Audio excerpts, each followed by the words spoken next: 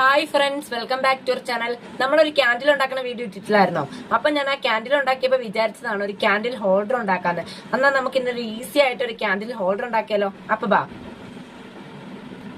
അതിനായി ആദ്യം തന്നെ ഞാൻ നമ്മുടെ അടുക്കളയിലൊക്കെ വലിച്ചെറിഞ്ഞ് കളയുന്ന ചിരട്ടയില്ലേ, അതാട്ടോ എടുത്തേക്കുന്നത്. നിങ്ങളുടെ നാട്ടിൽ എന്താ പറയണതെന്ന് കമന്റ് ചെയ്യണേ.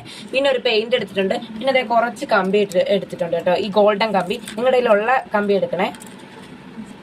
ആദ്യം തന്നെ ഈ ചിരട്ടയൊന്ന് സാൻഡ് പേപ്പർ വെച്ച് ഉരച്ച് സെറ്റ് ആക്കണേ ഫ്രണ്ട്സ്. ഞാൻ ഇതിനകത്ത് ഒരു ഭാഗത്ത് മാത്രമേ ചെയ്യുന്നുള്ളൂ, കാരണം എന്റെ സാൻഡ് പേപ്പർ എവിടെയോ പോയി. ഇനിയിപ്പോ ഈ വീഡിയോ എടുത്തു കഴിയുമ്പോൾ കിട്ടുമായിരിക്കും, കാരണം അങ്ങനെയല്ലേ ഒരു കാര്യം ചെയ്യാൻ പോകുമ്പോൾ സെറ്റ് ആകത്തില്ലൊന്നും. അപ്പൊ ഫ്രണ്ട്സ്, അപ്പൊ ഞാൻ ഇത്രയും ഭാഗത്ത് ചെയ്ത് കാണിക്കാം ഫ്രണ്ട്സ്. ഇത്രയും നമ്മൾ വൈറ്റ് പെയിന്റ് അടിച്ചെടുക്കാവേ ഫ്രണ്ട്സ്. ഈ ക്യാൻഡിൽ ഹോൾഡർ എങ്ങനെ വരുന്നതെന്ന് എനിക്കറിയത്തില്ല കേട്ടോ. എന്തായാലും ഞാൻ വൈറ്റ് പെയിന്റ് അടിച്ചെടുക്കുന്നുണ്ടേ. ഇനി നമുക്കിത് ഉണങ്ങാൻ വെക്കാം. ഇനി നമ്മൾ ഇതിനു വേണ്ടി 2 കമ്പികൾ എടുക്കണം കേട്ടോ ഫ്രണ്ട്സ്. സോറി, തെറ്റിപ്പോയി. അതിനകത്ത് നമ്മൾ ആദ്യത്തെ കമ്പി എടുത്തത് അതിന്റെ മിഡിലിൽ നിന്ന് ഇതേപോലെ ഒന്ന് വളച്ചു കൊടുക്കണേ. അത് ആ ചിരട്ടയുടെ ആ ഒരു ഷേപ്പിൽ നമ്മൾ കോർത്തിടാനാട്ടോ. അതേപോലെ തന്നെ രണ്ടാമത്തെ കമ്പി ചെയ്യണേ. ഇനി ഫ്രണ്ട്സ്, നമുക്ക് നമ്മുടെ കമ്പി ഇതേപോലെ ഒന്ന് സെറ്റ് ചെയ്ത് കൊടുക്കാവേ. അത് കഴിഞ്ഞിട്ട് വേണം നമ്മുടെ ഉണങ്ങിയ ചിരട്ട ഇതിനകത്തേക്ക് ഇറക്കി വെക്കാൻ.